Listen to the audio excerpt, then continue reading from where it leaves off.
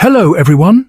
In this video, I'll be translating and summarizing the latest Urdu broadcast by Moeed Pirzada to make it accessible for our English-speaking audience. Let's go through the key developments and insights in Moeed Pirzada's words. There are many developments happening before me, but there are two fundamental questions. Are the Pakistani generals withdrawing from Donald Trump's 20-point agenda? Are the generals facing trouble because of Israel's actions on Donald Trump's plan, which is causing problems across the Muslim world, Europe and Pakistan?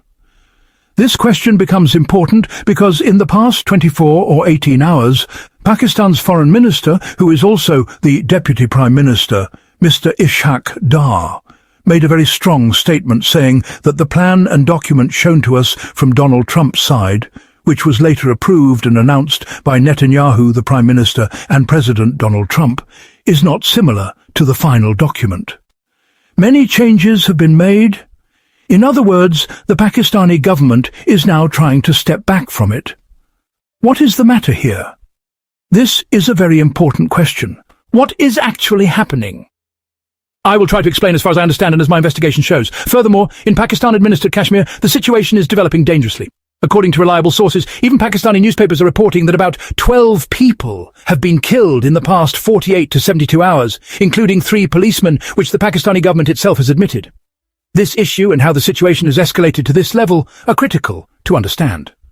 It's clear that these two questions are not the only developments.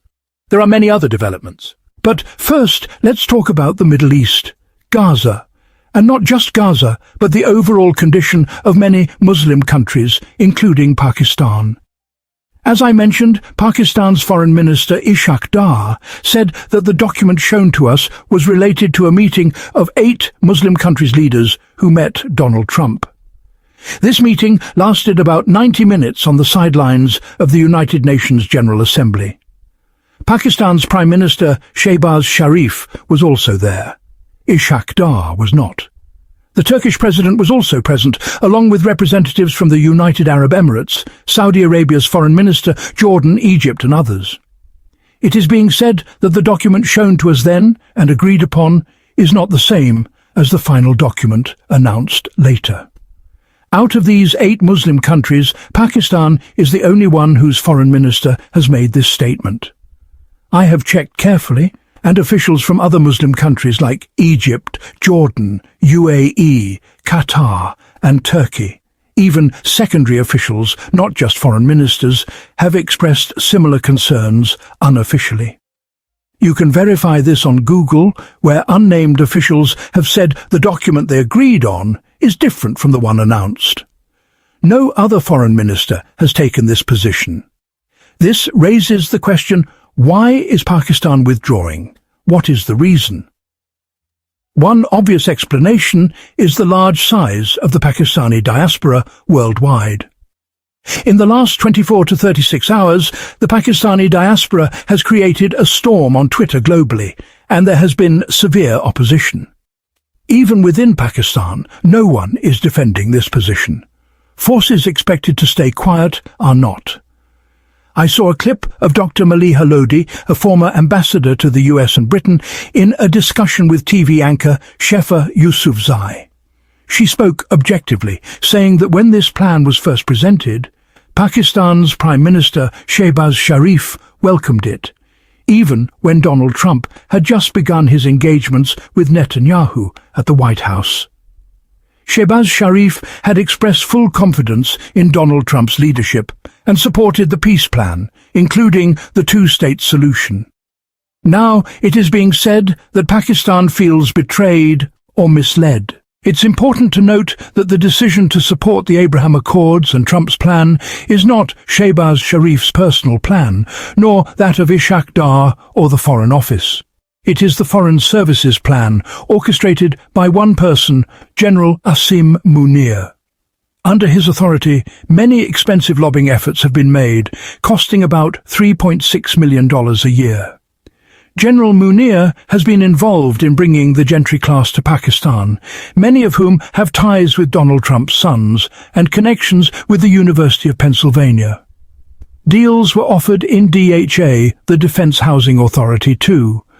General Munir's interests include developing new acts on Pakistan's minerals and rare earth elements to attract investment from America. Under his leadership, laws related to cryptocurrency are being changed. Steve Witkoff's sons frequently visit Pakistan, and General Munir informed Trump in June that he would recommend him for the Nobel Peace Prize. Within this whole equation, neither Shahbaz Sharif nor Ishaq Dar nor the Foreign Office have much influence. General Asim Munir is the key player. Although many people oppose him and use harsh words, an objective analysis shows he is very intelligent and astute. Now, the big question is whether General Asim Munir is getting cold feet because of the strong reaction and backlash. This situation cannot be managed easily, and we cannot definitively say anything now. There has been a strong reaction, and I will share more details later. But it is evident that temporary measures are being taken to show some withdrawal or retreat to cope with the backlash and resistance. A Western publication analyzed that when Muslim governments appear to retreat, it does not necessarily mean they have completely withdrawn. They have thought deeply about their interests and alliances. Among the 8 states, only 2, Turkey and Qatar, have different ideological or intellectual positions compared to the others. Turkey is different because its popular government, led by President Erdogan, has strong grassroots Islamist support sympathetic to Gaza. The pressure and anger in Turkey regarding Gaza are genuine. Qatar's popular feeling may not be as strong, but Qatar has strategically leveraged itself globally in the past 15 to 20 years. Remember, Qatar was expelled from the Gulf Cooperation Council around 2015 or 2016 due to accusations of supporting the Muslim Brotherhood, Hamas, and various jihadi organizations. Qatar also hosted the Afghan Taliban and facilitated the Doha process. So, Turkey and Qatar have different positions, while the other states, including Pakistan, have clearly decided to align with Donald Trump's plan. That's why they are not fully withdrawing, but showing a different reaction to handle internal resistance.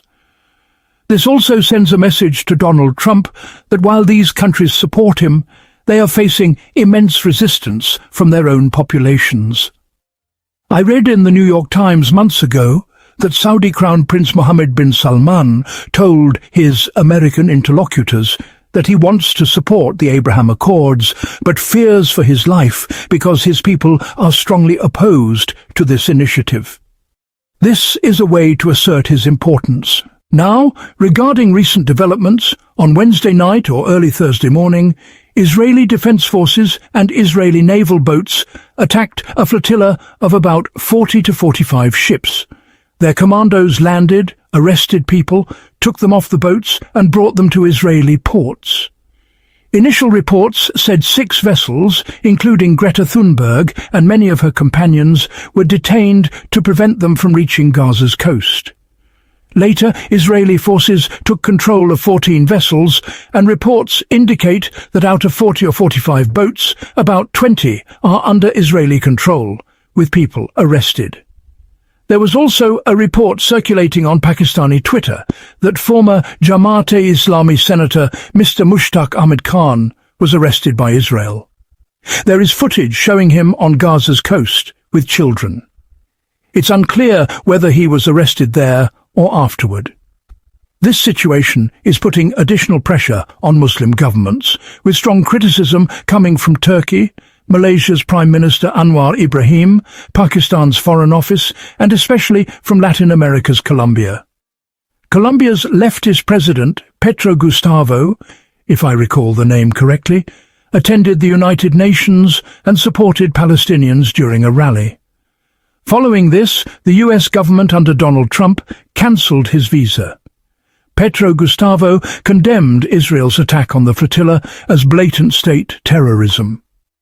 After that, they expelled all Israeli diplomatic staff who were stationed in Colombia. The ambassador had already been expelled a year earlier, but they didn't stop there. After that, they also cancelled the free trade agreement between Colombia and Israel. Similar reactions are happening in many other places as well regarding the flotilla incident. This is adding additional fuel to the fire on the Pakistani government right now. The current situation is very unpopular. I saw a very interesting survey which is quite credible. It was published within the last few hours in the New York Times, the world's most influential newspaper. It is called the New York Times and Pew Research Center Survey. Pew Research Center is a university-based organization that has been conducting this survey continuously since 1997 or 98. In this survey, for the first time in 27 years, the New York Times wrote that the American public supports the Palestinians more than Israel. They understand that Israel is the aggressor and Palestinians are the victims. Palestinians are standing on the right side and have the rights that Israel is violating. The analysis of this survey says that this is a significant and interesting shift, and the reason is that liberal Democratic voters, the left-leaning and Democratic voters, not Republicans but Democrats, increasingly feel that Israel has fooled them. Until now, the dominant narrative was that in Middle Eastern politics, Israel was the victim and Palestinians were the aggressors. Predominantly, the American public, especially Republican voters, still think Israel is the victim and that Israel is surrounded by aggressive Arabs on all sides. This old narrative has been ongoing since 1948, that a small Israel of 9,000 square miles is surrounded by terrifying Muslims and Arabs who constantly want to destroy Israel. This narrative has been deeply ingrained in minds, but I read an expert's analysis along with this survey. Naturally, once the survey was out, academic analysis started too. The expert said that Israel's entire hold over Western public minds and psychology is based on the belief that Israel is innocent, oppressed, and the victim, surrounded by dangerous Muslims. After the October 7th attack, the predominant narrative has been about how dangerous Hamas is, and indeed there is no doubt about the terror Hamas inflicted, killing 1,200 Israelis in 3 days. This narrative has been repeated thousands of times.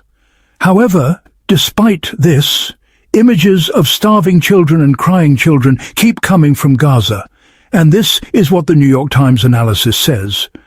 Traditional conventional media, including the New York Times itself, CNN, CBS, have never played a role in changing public opinion. Instead, all the role has been played by social media. On social media, continuous images from Gaza are changing American public opinion. This is also affecting public opinion in Spain, Italy, Belgium, Ireland, Australia, and Norway. Where Israel appears militarily very powerful, having defeated many of its enemies, politically and psychologically, the strength of Israeli lobbies has never been weaker. Israel's strength, as many people have told you, does not lie in its 9,000 square miles of defense forces, but in multiple lobbies that control global financial markets, banking, corporate boardrooms, and media worldwide. This support is eroding now. At this stage, 8 or 6 Muslim countries, they blindly supported Israel. There was an editorial in the Dawn newspaper stating that the entire plan, referring to some peace or ceasefire proposal, is, shaky. People say the proposal shown is different from what was earlier discussed. It's a bit like a bride promised to one man but given to another. So the chances of success of this proposal are frankly zero, according to Dawn's editorial, which is one of Pakistan's major English newspapers. They believe Hamas will ultimately reject it. Now, Hamas has not yet made a final decision.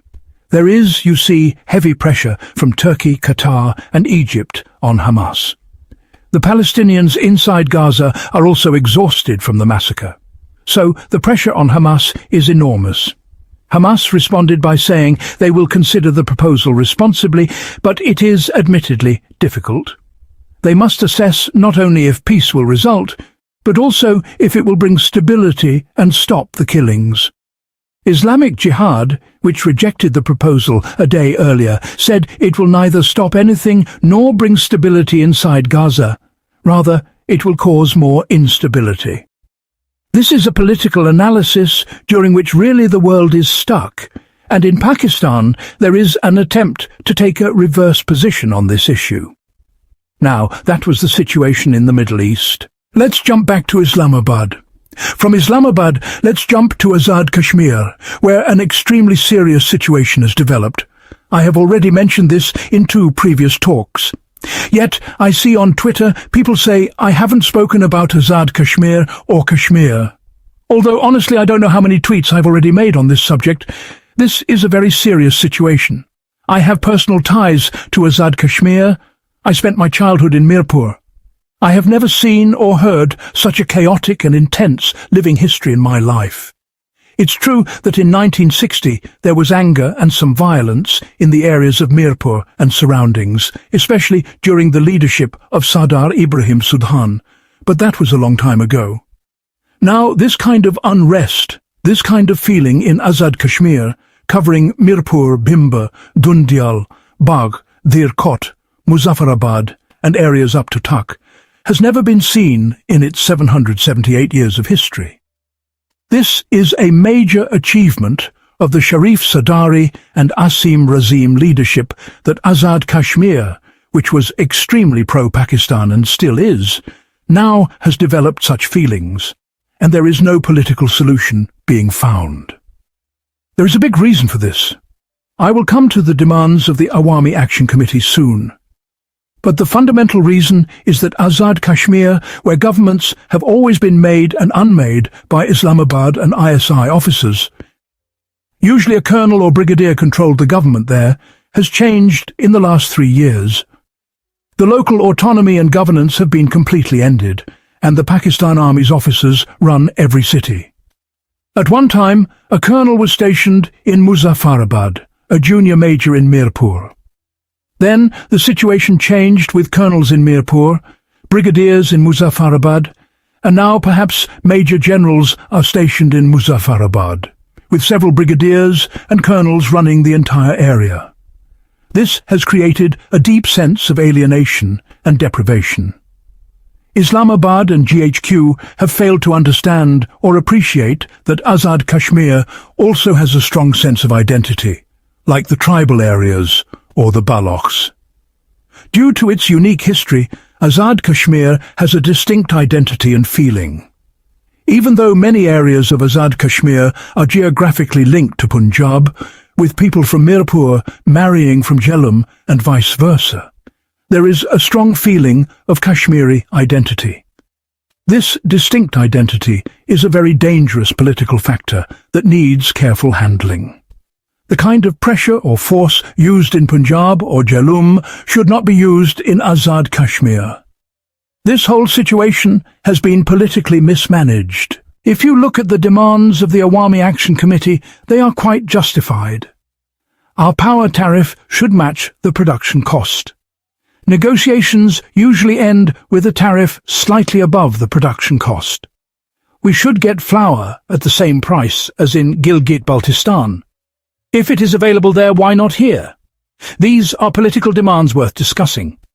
The Prime Minister of Azad Kashmir says he has accepted many demands, but there are 2 demands pending. One is about 12 parliamentarians. What is this drama? These 12 parliamentarians don't live in Azad Kashmir. They say they are old Kashmiris living in Lahore or Rawalpindi and contest elections from there. This is a fraud and drama used by ISI and Pakistani agencies to suppress the remaining sovereignty of Azad Kashmir's assembly. The Awami Action Committee demands these seats be abolished. The other demand is to reduce the number of ministers. The committee compares this to a similar demand in Nepal during the Gen Z era. The Prime Minister of Azad Kashmir says legislation is needed to address these 2 demands. I think legislation is necessary, but effective communication is also needed, which hasn't happened yet. It's beyond my understanding that in a border area adjacent to India, which was always known as occupied Jammu and Kashmir, and now you politically downgrade Azad Jammu and Kashmir to just occupied Kashmir. I don't understand their intent. This is a very dangerous situation. The images you see, things never seen before in Pakistan, young people near Dodayal lifting a container from a bridge and throwing it into the river, such scenes of anger and unrest. The Rangers have never fired in Azad Kashmir in such large numbers before. According to American publications like ABC, 4 people have been killed in 24 hours. But Indian newspapers claim more than a dozen killed and over 200 injured. Pakistani podcasts also report dozens killed. Such a situation has never developed in Azad Kashmir before, and now there is a threat that despite obstacles, Mujahideen gathering in Muzaffarabad might attack the assembly or make other demands. The Prime Minister of Pakistan, Nihad, should give this issue serious attention, but he seems very weak. Shahbaz Sharif also tweeted about this, expressing great sorrow and anger. Pakistani newspapers report that 3 policemen died in the unrest in Gujarat in 48 hours, but the number of Mujahideen shot by Rangers or police is not being reported. This is a dangerous situation, and the next 24 hours are very important. We need to watch carefully. That wraps up our translation of Moeed Pirzada's video. I hope this English version helped you understand his message better. Please like, share, and subscribe to Awami Lens to help our community grow. Don't forget to leave a comment below and let me know what you thought of this effort.